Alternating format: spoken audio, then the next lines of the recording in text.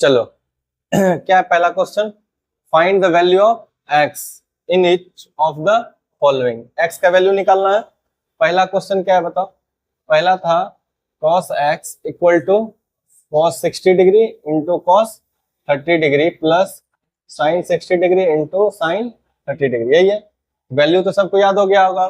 cos 60 कितना हो जाएगा 1/2, cos 30 कितना हो जाएगा √3/2 plus sin 60 √3/2 into sin 30 1/2। Value सही है, देख लो, ठीक है ना सब। तो √3 इंटू 1 कितना √3/4 प्लस √3/4, तो कितना हो रहा है बताओ। cos x बराबर कितना, एलसीएम 4 √3 प्लस √3, cos x बराबर कितना 2√3/4, तो 2 से कट गया 2 बार में, तो cos x बराबर कितना √3/2। और इधर cos के फंक्शन में है, इधर भी वैल्यू किसके फंक्शन में लिखना पड़ेगा, cos के टर्म में। तो यहाँ पे cos x को हम लिख सकते हैं cos 30 डिग्री, कंपेयर कर देंगे cos के साथ, तो एंगल कितना हो जाएगा x इक्वल टू 30 डिग्री। बात क्लियर हो गया। दूसरा क्वेश्चन आओ। दूसरा क्वेश्चन क्या दिया हुआ था, tan 3x इक्वल टू ये दिया हुआ है, तो tan 3x का tan 3x लिख दो। sin 45 कितना होता है √2/2 इंटू cos 45 भी क्या होता है √2/2 प्लस sin 30 कितना होता है 1/2। सॉल्व करो। tan x equal to √2 into √2 2 हो जाता है, 2/4 प्लस 1/2, ये कट गया, कितना हो गया 1/2 प्लस 1/2, हाफ और हाफ जुट के कितना हो जाएगा 1 हो जाएगा, 1/2 जुट के कितना हो जाएगा 1। तो tan x बराबर कितना 1, तो 1 किसके बराबर होता है 10 के में, tan 45 में, 1 को लिख सकते हैं tan 45, और x नहीं है यहाँ पे, क्या है सब जगह 3x, सब जगह क्या है 3x, तो क्या हो जाएगा tan 3x इक्वल टू 45। ये 3x किसके बराबर हो जाएगा 45 डिग्री के, तो 3 से कट गया क्या बार में 15 बार में, तो x कितना हो जाएगा 15 डिग्री।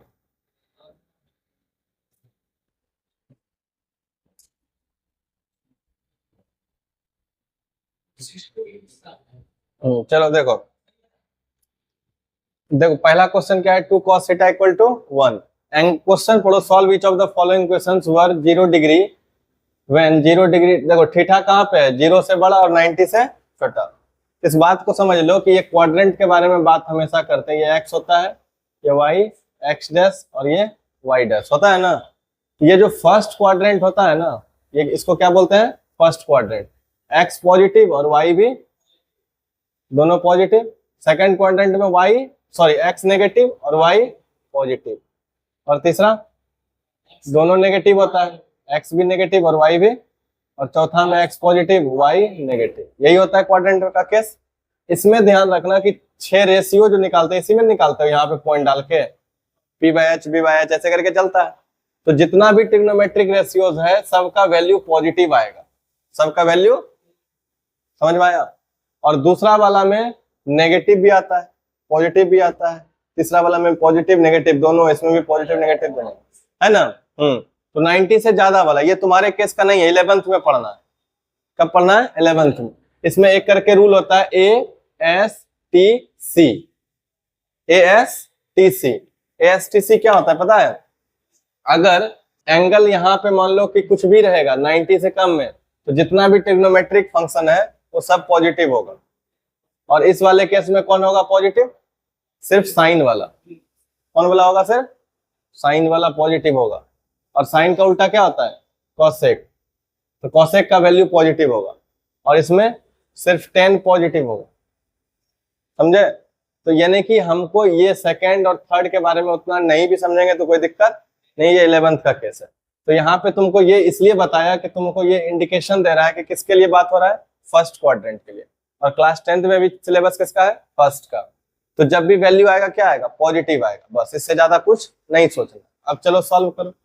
पहला क्या है 2 cos थीटा इक्वल टू 1, तो cos थीटा इक्वल टू क्या हो जाएगा 1/2, तो cos थीटा लिखे ना। अब बताओ 1/2 cos के टर्म में लिखेंगे, cos 60 होता है, ये cos कंपेयर किया तो इक्वेट किया, थीटा इक्वल टू कितना 60 डिग्री। हो गया आंसर, पहला हो गया। अब दूसरा क्या था 2 cos square theta equal to 1/2, यहाँ पे क्या हो जाएगा, cos square theta equal to 2 इधर मल्टीप्लाई हो जाएगा 1/4 हो जाएगा, है ना होगा। लेकिन इधर क्या है, स्क्वायर है, तो स्क्वायर है तो क्या लग जाएगा इस साइड, रूट 1/4। तो अब देखो इससे बाहर क्या निकल, सुन यहाँ पे क्या होगा, +1/2 होगा, रूट होगा, यानी कि देखो यहाँ पे और डिटेल में समझाते हैं। ऐसे तो रूट लगा दोगे 1/2 हो ही जाएगा, लेकिन सोचो कि यहाँ पे कॉस स्क्वायर थीटा है, तो हम लोग यहाँ पे +-1/2 का भी स्क्वायर करेंगे तो यही ना आएगा, सोच के देखो ना होगा। कॉस थीटा के जगह पे अगर 1/2 रखेंगे तब भी स्क्वायर करेंगे तो 1/4 आएगा, और -1/2 रखेंगे तब भी स्क्वायर करेंगे क्या आएगा, 4 आएगा। लेकिन चलेगा क्या, कॉस थीटा का वैल्यू पॉजिटिव वाला चलेगा, है नहीं ना चलेगा, पॉजिटिव चलेगा, नेगेटिव वाला नहीं चलेगा। बात समझ में आया। तो कॉस थीटा का वैल्यू कितने, इसलिए यहाँ पे क्या लगा दो, डायरेक्ट रूट। रूट इसलिए लगाते हैं क्योंकि उसके बाद हमेशा क्या चाहिए हमको, पॉजिटिव, नेगेटिव नहीं ना चाहिए। लेकिन अगर कोई इक्वेशन रहता, अगर इक्वेशन रहता x² = 1/4, तो x का वैल्यू क्या आता, 1/2, हो जाते गलत। क्यों, हाँ क्योंकि यहाँ पे प्लस माइनस दोनों चलेगा, समझ में आया। लेकिन यहाँ वाला केस में क्योंकि ये फर्स्ट क्वाड्रेंट में है तो हमेशा क्या आएगा, पॉजिटिव वाला आएगा, तो इसलिए क्या आया 1/2। क्लियर हुआ ये चीज। तब फिर लिखो, तो cos थीटा इक्वल टू कितना, cos 60 degree. cos cos compare किए तो थीटा कितना हो गया, 60 डिग्री। क्या ये बात समझ में आया।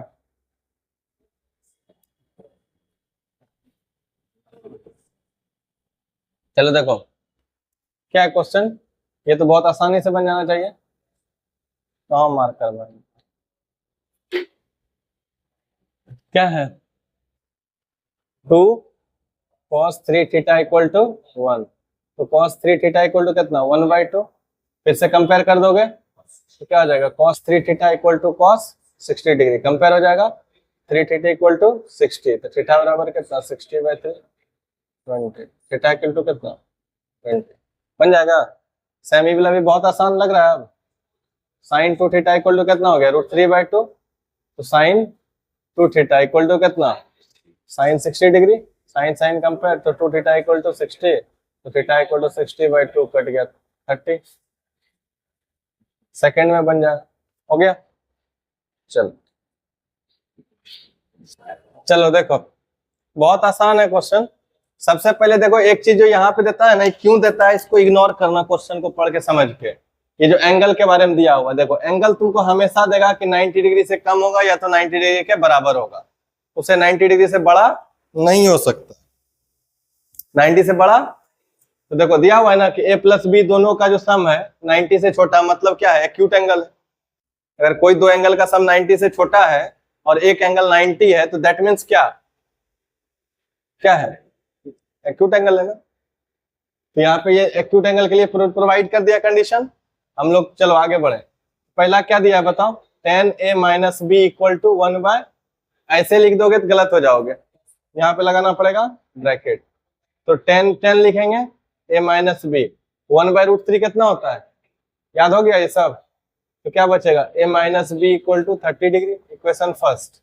सेकंड में आ जाओ, tan a + b = √3, क्या लिखेंगे, tan a + b = √3 कितना पे होता है, tan 60 पे। अब कंपेयर कर दोगे ना, a + b = कितना, 60 डिग्री।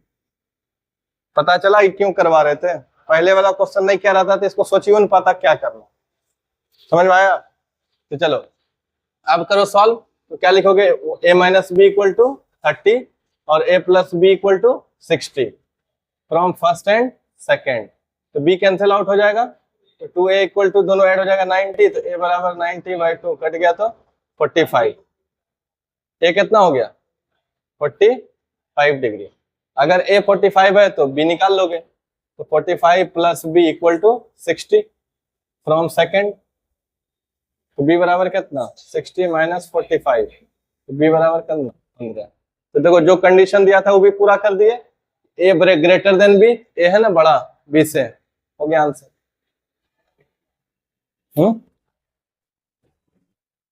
बहुत इजी क्वेश्चन है ना ये भी। अब तो टफ नहीं लगता है तुम लोग को, हम सोचते हैं कहाँ से टफ टफ क्वेश्चन लाए, तुम लोग को टफ नहीं लग रहा। ये हो गया, तो क्या लिखेंगे बताओ, फटाफट लिख दें, sin a - b = कितना, 1/2। तो साइन के टर्म में 1/2, तो साइन 30 होता है ना, याद तो हो गया कि अब यो हाथ का सहारा ले रहा है। अब क्या होगा, साइन साइन कम कट गया, a minus B equal to कितना 30 डिग्री। बोलो, जो बोले थे वो होता है ना, जो बोल देते हैं वो कर देते हैं ना। तो next cos a plus B equal to कितना 1/2, 1/2 किसके टर्म में, cos के टर्म में, तो cos 60 हो जाएगा। cos cos कंपेयर कर दिया तो a plus B equal to कितना 60 डिग्री। समझ आ रहा है तुमको? अब क्या करेंगे, इन दोनों को सॉल्व कर देंगे ना। तो क्या इक्वेशन जैसे सर सॉल्व करना था, पहले पढ़ा था लीनियर इक्वेशन इन 2 वेरिएबल, तो क्या हो जाएगा from first and second, a minus B equal to 30 और a plus B equal to 60, minus plus cut गया, 2a बराबर कितना 90, a बराबर कितना 45, a बराबर कितना 45 डिग्री हो गया।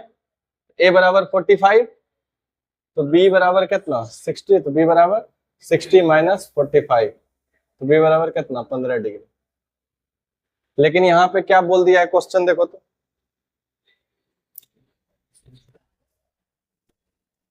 तो क्या हो जाएगा, यहाँ पे ग्रेटर देन आया ना, तो क्या हो जाएगा ए ग्रेटर देन बी होना चाहिए ना। अगर तुम इसका टेस्ट करना चाहो तो टेस्ट करके भी देख लो। क्या टेस्ट करोगे कि वैल्यू शूट कर रहा है या नहीं कर रहा है। अब देखो पहला करोगे, जांच कर लो, चेक, साइन ए कितना निकला है 45 और बी कितना निकला है 15, तो बताओ कितना होगा, साइन 30 होगा, और साइन 30 कितना होता है 1/2।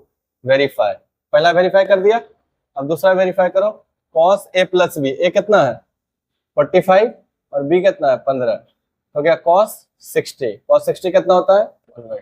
वेरीफाई, वो एरर था क्वेश्चन में ही, तो क्या हो जाएगा a greater than B. Clear हो गया?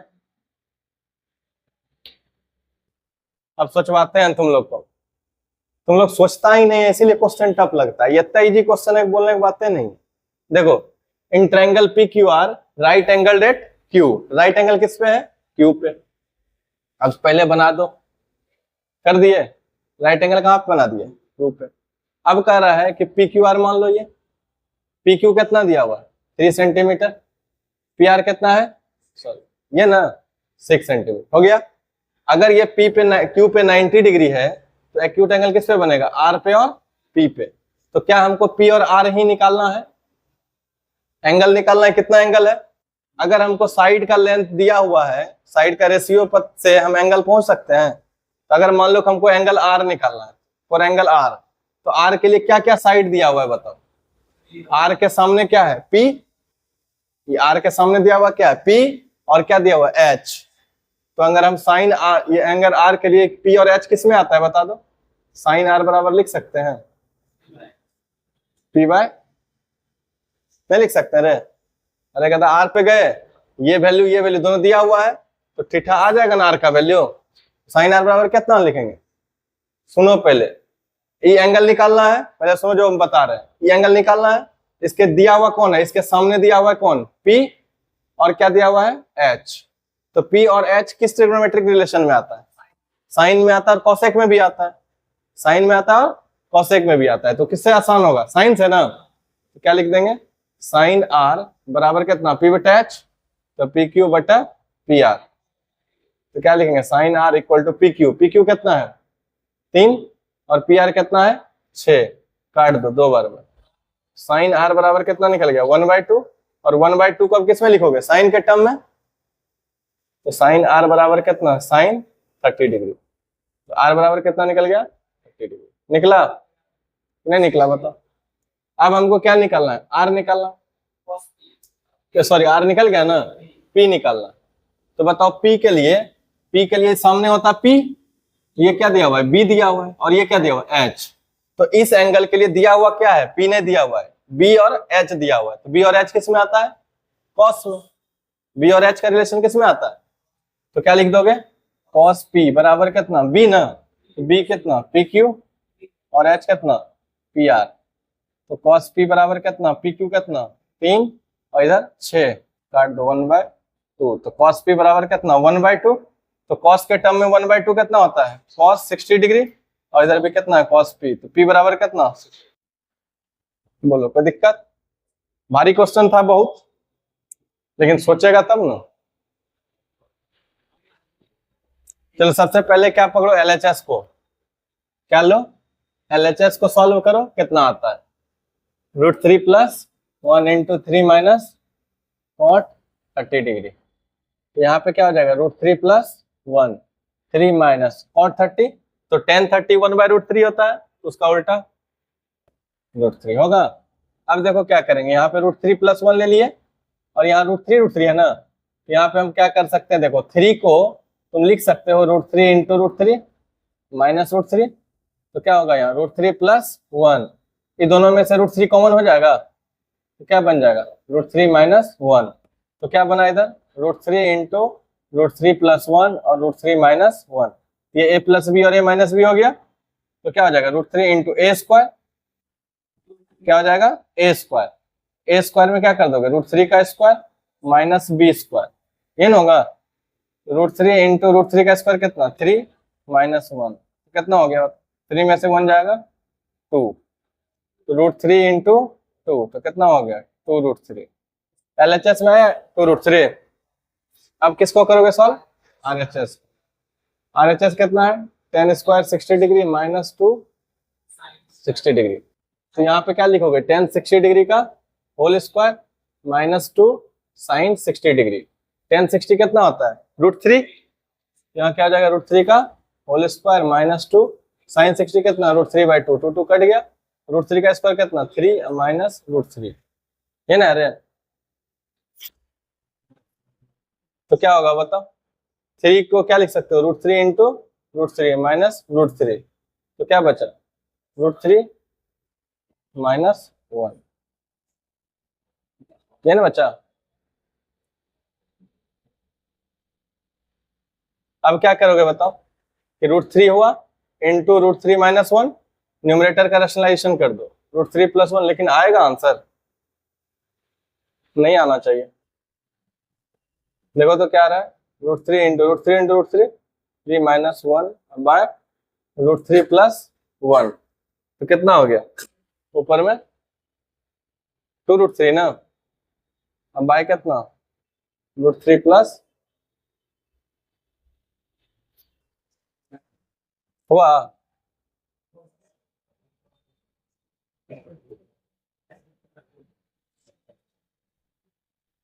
क्वेश्चन में दिक्कत है कहीं क्या,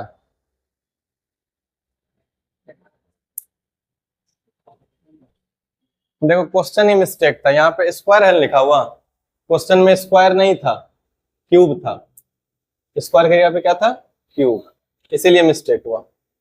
चलो आ जाएगा, बताओ तो क्या होगा, क्यूब ना कर देंगे सिर्फ, अब करो सॉल्व हो जाएगा, तो कितना होगा tan 60 कितना होता है √3 का क्यूब माइनस 2 × √3/2, कट गया ना, तो √3 का क्यूब कितना हो जाएगा 3 × √3 और फिर माइनस √3, तो 3√3 में से एक √3 घट गया 2√3 आ गया, hence LHS equal to RHS, समझा, यही क्वेश्चन में मिस्टेक था।